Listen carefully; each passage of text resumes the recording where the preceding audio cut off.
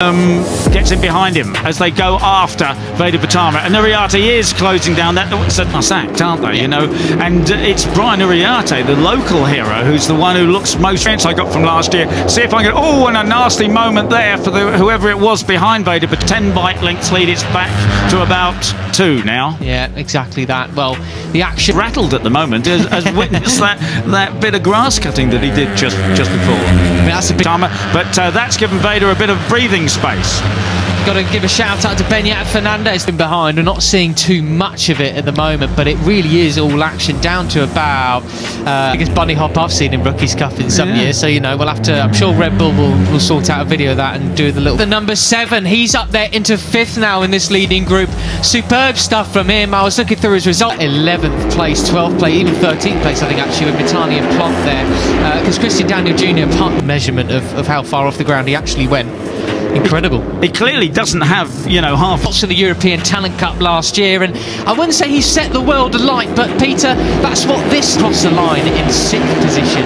He's now been pushed all the way back to 11th, so clearly second up his sleeve or anything like that, does he? You know, all these guys have shown one way or another that they're very much on. Series is all about equal machinery. It's about talent and how well you can work the motors. It's all action behind. I've got to say, actually, you know, TV Direction are listening in. I'd definitely like to get a look on the limit. And actually, as intelligent as Brian is he any more or less intelligent than, you know, cycle underneath you? And Fernandez doing superb. He is, and he's battling with Carter Thompson. Positions 4 down to 13, I reckon, because this is all very interesting. Pratama and Hakim Danish in terms of his racecraft. I think this lot are all pretty level, to be honest. Thompson, as I say, you know, he didn't. He was fastest in first pre-practice session. He made a mess of qualifying as well. But it's a bit follow the leader. Clearly, the big chunks being taken out of these KTM production machines. They're pretty smart, crafty lads already. That's right, and I think the great thing is Hakim is but obviously got things sorted now because he's battling with the number 7 of Beñat Fernandez. It's happening behind this leading trio. Yeah, that's right. So we've still got Veda Pratama leading, but they, you know, they've learnt so much. You know, he was self-critical in year 1 and year 2. He knew he made mistakes, and he did do this. Zed Mitani, the number 34 Asia Talent Cup champion, started 20 lapping now at the 140, low 149s, but Hakim's pole time was 140. That he learnt things the hard way, but he has, you know, stashed that 2 years of experience. 3rd on the grid, he is up into 13th now, so he's a real big beneficiary. Beñat Fernandez for 48.2, over, you know, a second quicker than they're now going away in that head of his, and looks like he's making good use of it. Down the back, way back down the order to 12th place, unfortunately, in the final corner. Must have run wide there. Well then, we've also got the number 77 Nico Martinez there. Here we are. So this is that straight. They come in this replay. This was Danish where he overtook Pratama for the lead. And but yes, Mitani, Japan, this is probably the most exciting rider to come out of the battle for 4. Brilliant. Look at this. I mean, Carter Thompson leads them. You've got Fernandez behind them, Morelli there.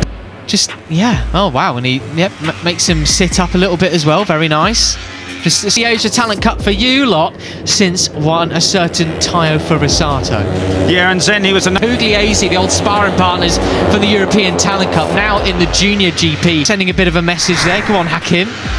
Right, and here we are again down the back straight again. It's still Hakim, the another one of those who made a mess of qualifying, and that is why he started on the 8th row of the grid.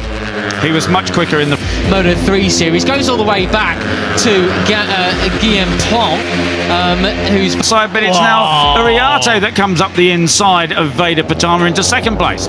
Just a lap pre-practice sessions. Well then, Peter, we have Spain leading Malaysia, leading Indonesia, back again for a 3rd season. Poor Ramersdorfer, who started 3rd. Lap and a half remaining now. Let's see who's got, if anybody's got a little bit up their sleeve. This is the time to show it. Veda Pratama is well and truly on the case, isn't he? Yeah, Chase finds himself in 11th. Yeah, and then that's no, you know, it's not a bad place to be. Time for a swig of water, lubricate the throat for what's set to be a grandstand finish down the leading duo. And he's going to pick up a double slipstream in a minute, isn't he? As he already is. He'll get sucked into those in normal circumstances, but when you started on the front row of the grid, you really hope for more, obviously.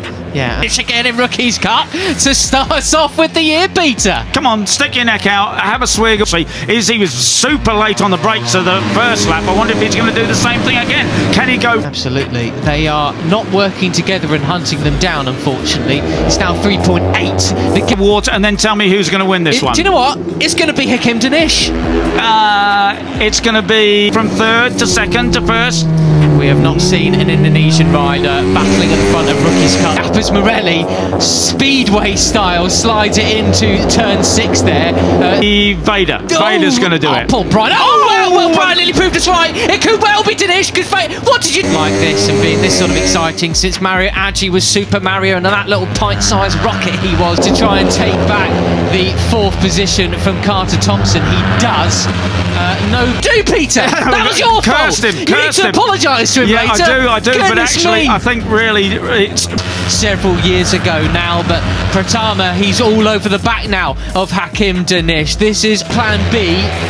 Absolutely nailing it. But then there's Benyat Fernandez coming up the inside now. Brian, who might have to apologise, because wasn't it Brian getting it all loose that put him offline anyway? But so, Peter, really great to see. Absolutely superb stuff. Now, he didn't fly past them on the brakes. He wasn't. Yeah, and they're, as I say, they're all lapping a second slower than they did in practice as well. Morelli was a second. That's pretty well lit for Pratama. Well, he came from that far back on the first lap, didn't he? But it's a different, quite close enough on that lap. But he's going to be close now on the run in down to looking faster than that in qualifying. There is tail now. On to the last lap then it is, and it is Hakim Danish that leads. The final tight left-hander to end lap 3. These guys are super. Third position on the grid rider, Ramersdorfer then. Very easily identifiable. With Brian Uriarte on his tail, and they are, how far are they ahead of their other quick pace?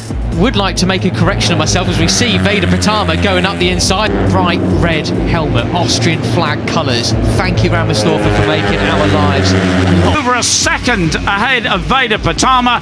It's 2 seconds really off the lead, and that is going to be. Then he's. Well, that's not normally a place to overtake, is it? Goodness me. No. Sorry, Peter, I was going to correct myself. We said it easier. Same goes for the likes of Christian Daniel Jr. as well. He's currently in 9th. Yeah, tough thing to swallow. And I tell you what, this will be the biggest victory of Hakim Danish's career, and that is the biggest that Singapong went down in the opening crash. It wasn't him, it was actually Lucas Brown. So he's got the big stars and stripes all over his the American red, white and blue as well, as you can commentator's curse of your career, Peter. Yeah, that's so right. How about that?